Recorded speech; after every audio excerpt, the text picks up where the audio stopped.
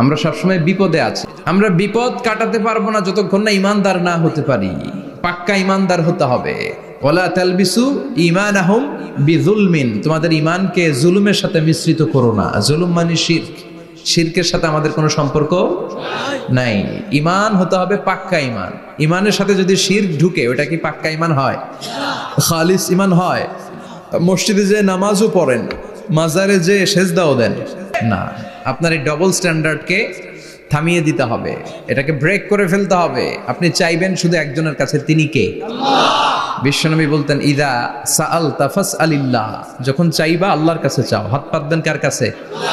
ওয়া ইদা ইসতাআনতা ফাসতাইন বিল্লাহ, সাহায্য যদি চাও একমাত্র কার কাছে যাবা?